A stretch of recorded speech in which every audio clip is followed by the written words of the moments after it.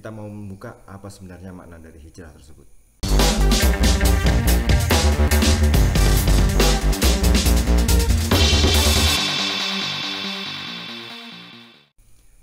Bismillahirrahmanirrahim. Assalamualaikum warahmatullahi wabarakatuh.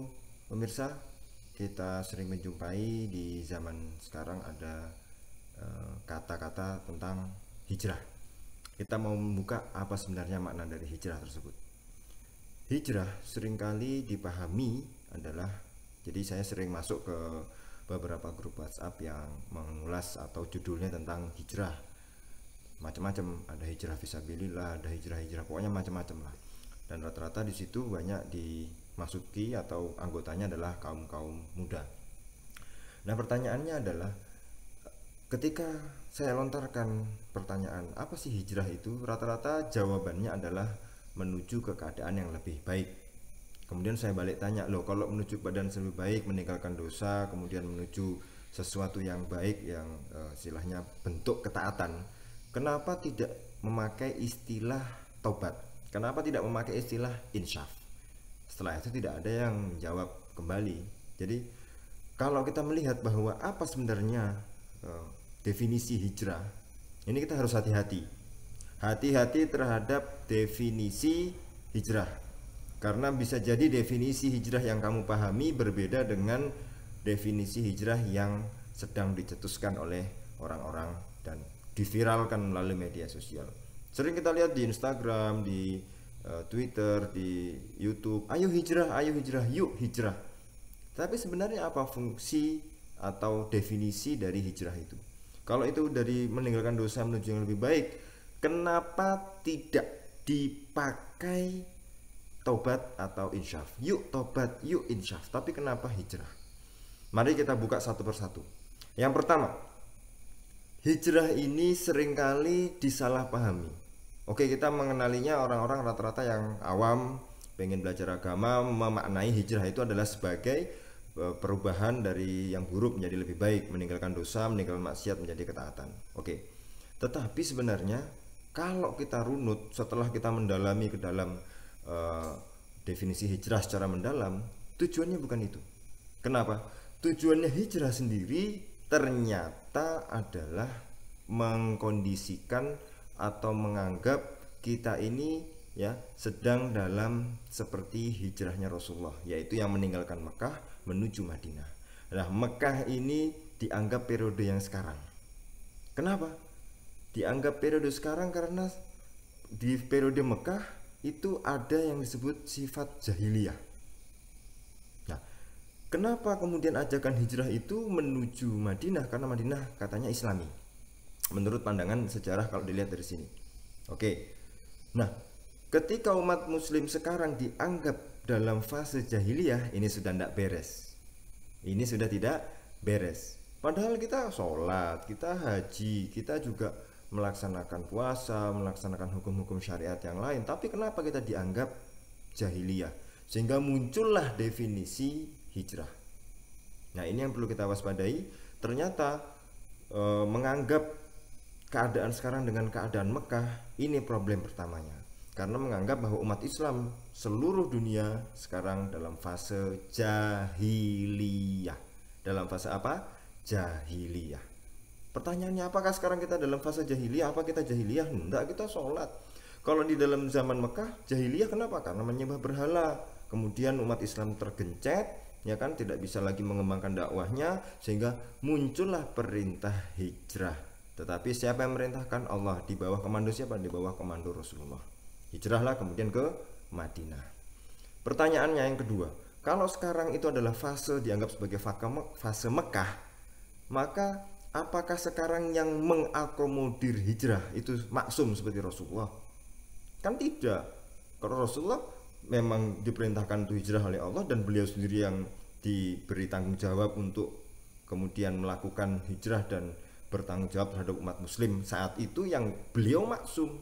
Pertanyaannya, kalau sekarang kemudian disamakan dengan periodisasi Mekah, apakah orang-orang yang sekarang mengaku menerapkan mengikuti sunnah Rasul, ya kan, mengikuti perilaku Rasulullah SAW, apakah mereka maksum? Kan tidak.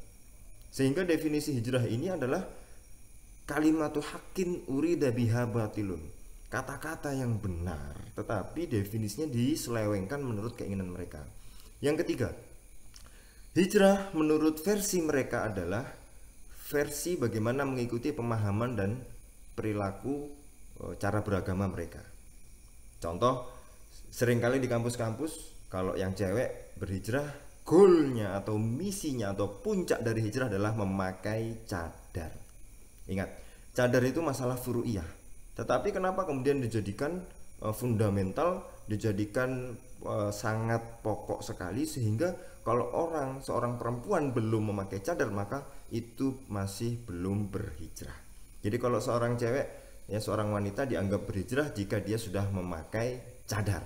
Ini yang banyak, dan saya mendapatkan info dari teman-teman yang dosen di kampus-kampus seperti ini.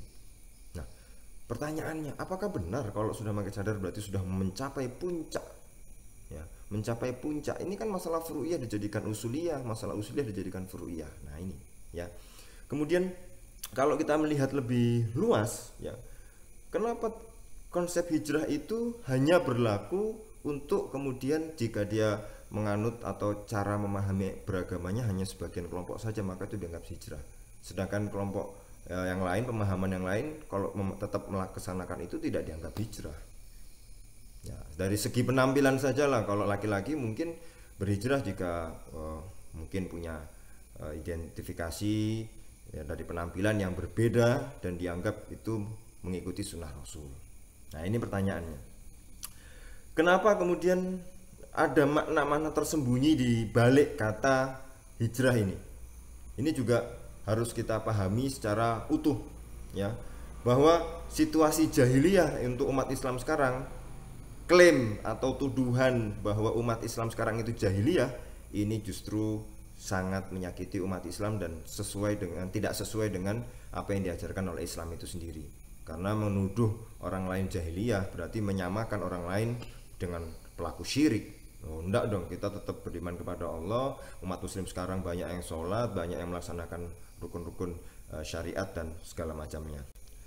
Maka hati-hati para pemirsa, makna-makna kata-kata yang kemudian tersembunyi di balik hijrah itu seringkali dipahami oleh orang awam adalah bentuk peningkatan keimanan, peralihan daripada tidak melakukan maksiat, tidak taat menjadi taat, melakukan maksiat kemudian menjadi keadaan lebih baik. Tetapi ternyata itu diselewengkan dengan makna-makna tertentu.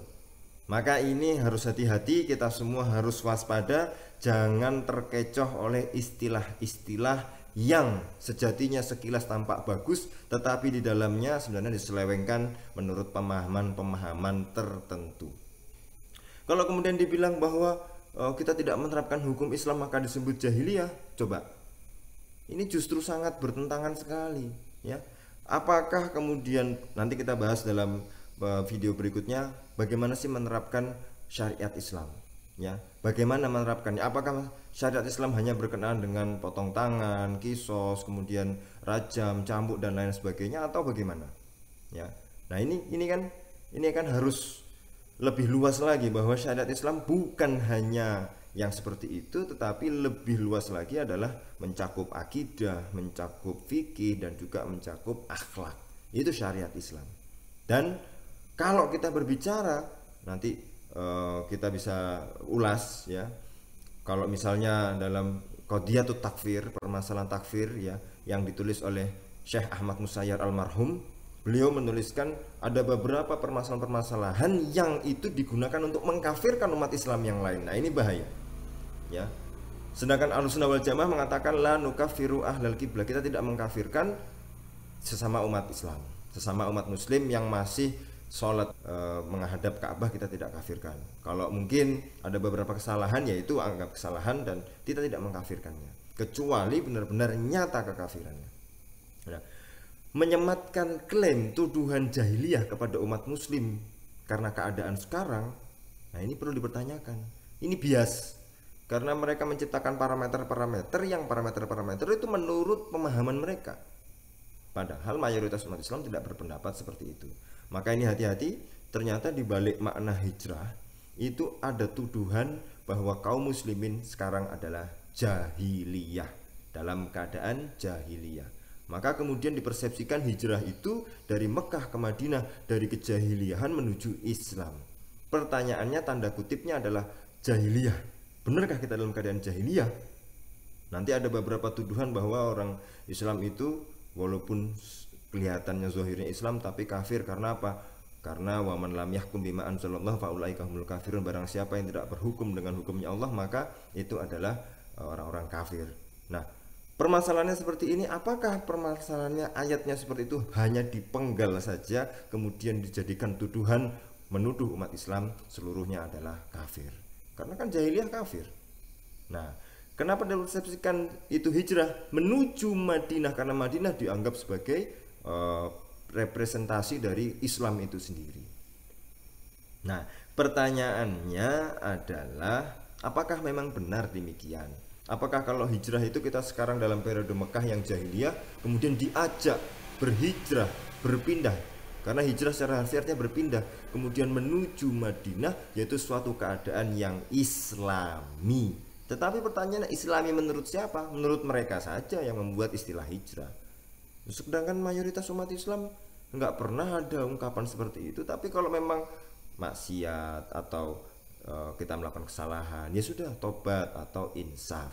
Secara bahasa ya sudah pakai itu. Tapi istilah-istilah baru ini dipergunakan untuk menarik masa kaum awam sehingga dipersepsikan, oh itu jahiliyah, itu waktu nama jahiliyah, ya, nama jahiliyah. Kemudian ketika hijrah ada nama baru, ya, misalnya ya Sigit jadi Sidik misalnya, atau siapa jadi siapa yang kelihatan islami, Abu siapa, Abu Alan misalnya, atau ya itulah yang kemudian dianggap lebih islami, dibungkus dengan kemasan. Tetapi sayang, itu pemahaman-pemahaman yang seringkali menyeleweng dari pemahaman mayoritas umat Islam. Karena satu, menuduh umat Islam jahiliyah saja sudah nggak benar, sudah tidak benar. Masa umat Islam yang masih sholat apa segala macam dianggap jahiliyah yang disamakan dengan penyembah berhala? Ketika itu di Mekah kan banyak penyembah berhala.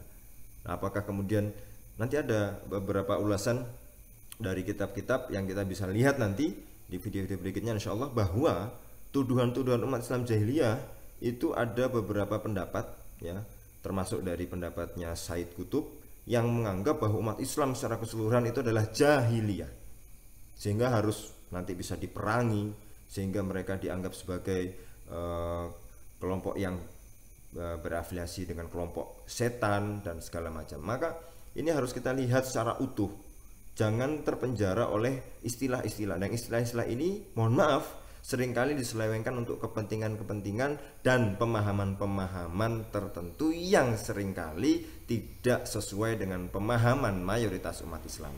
Jadi kalau mau berbuat lebih baik ya tobat atau insaf, tidak perlu hijrah-hijrah dan segala macam. Karena awalnya memang dianggap hijrah itu lebih baik, menuju yang lebih baik. Tetapi ya, ketika kita masuk ke pengajian mereka, masuk ke dalam lingkar mereka, oh ya aku mau hijrah, ya udah sama saya aja. Loh kenapa sama kamu, kenapa nggak sama? Enggak, kalau hijrah itu sama kami aja. Kenapa? Nah, karena akan digiring, dipahami. Kita sekarang dalam periodisasi Mekah, maka kita harus hijrah. Loh kenapa? Karena semua umat Islam sekarang jahiliyah. Kenapa? Karena mereka tidak menerapkan hukum syariat Islam, hukumnya Allah. Loh benarkah seperti itu? Apakah kita tidak menerapkan hukum Allah sekarang? Ya pertanyaannya. Tuduhan mereka seperti itu sehingga mereka menganggap bahwa umat Islam yang lain adalah jahiliyah karena dianggap kafir, karena tidak menerapkan hukum syariat Islam. Tetapi pertanyaannya, mereka sangat sempit memaknai hukum syariat. Hukum syariat seperti apa yang ada di pikiran mereka? Nanti kita bahas di video berikutnya. Terima kasih, sampai jumpa di lain kesempatan.